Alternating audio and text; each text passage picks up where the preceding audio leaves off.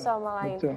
Baik, Ustaz, di informasi berikutnya ini adalah sebuah informasi yang benar-benar miris. Polres Singkawang menangkap seorang ibu yang diduga menganiaya anak tirinya hingga meregang nyawa. Korban meninggal dunia dengan sejumlah luka lebam pada tubuhnya. Dengan mengenakan baju tahanan, SS digiring di Mapolres Singkawang Minggu pagi. SS ditangkap lantaran diduga telah melakukan penganiayaan terhadap anak tirinya yang berinisial T hingga meninggal dunia. Kasus ini terungkap atas laporan masyarakat yang menyebut bahwa kematian korban terasa janggal. Polisi menyambangi rumah duka sesaat sebelum korban dimakamkan.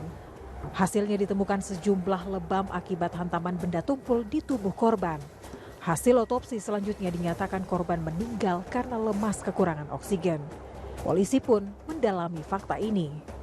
Apakah perbuatan-perbuatan kekerasan yang dilakukan oleh tersangka kepada korban ini dengan luka-luka yang timbul pada tubuhnya bisa mengakibatkan kondisi-kondisi yang akhirnya mengakibatkan mati lemas tersebut. Meski belum terbukti melakukan pembunuhan, pelaku mengaku menganiaya korban karena emosi pada 25 November lalu. Untuk sementara polisi menjerat pelaku dengan pasal penganiayaan berat dengan ancaman di atas 5 tahun penjara. Dede Iskandar melaporkan dari Singkawang, Kalimantan Barat. Innalillahi wa inna ilaihi raji'un. Semoga peristiwa seperti ini tidak terulang lagi di masyarakat. Lagi-lagi kasus penganiayaan anak terjadi. Sebagai titipan Allah Subhanahu wa taala, anak mestinya dijaga dan dirawat dengan kasih sayang, baik itu anak kandung maupun anak sambung. Ya Ustaz ya, bagaimana tanggapan Ustaz? Betul.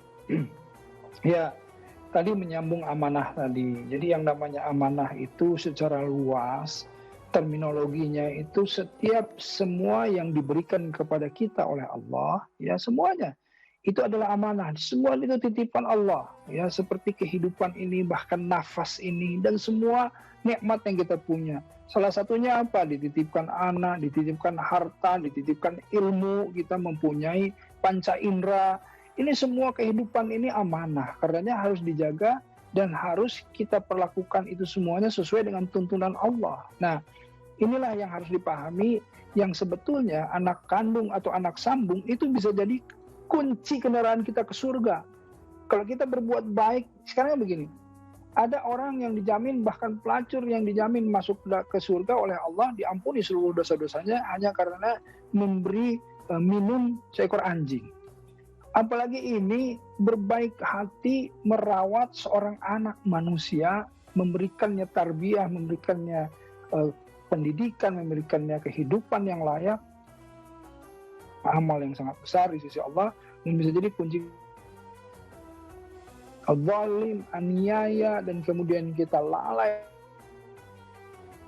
Ada orang juga yang dimasuk neraka oleh Allah, seorang wanita yang dia mengunci atau tidak memberikan makan seekor kucing. Coba bayangkan. Jadi na'udzubillah min dzalik. Ini sebuah informasi pelajaran kepada kita bahwa sesungguhnya ayo jadikanlah ladang amal menjadi ladang pahala kita. Dan kekesalan, kemarahan dan lain-lain tentulah anak-anak. Seperti apa kita waktu anak-anak juga kita tentu mengesalkan orang tua kita, mengesalkan orang-orang di dekat kita. Ini namanya anak-anak, belum paham yang namanya konsep-konsep etika dan lain-lain. Baik Ustaz, semoga kembali didengar tausiah dari Ustaz bahwa baik anak kandung atau anak sambung itu bisa mendatangkan atau sebagai ladang pahala jika kita ikhlas memberikan perawatan, penjagaan dan kasih sayang kepada mereka ya Ustaz.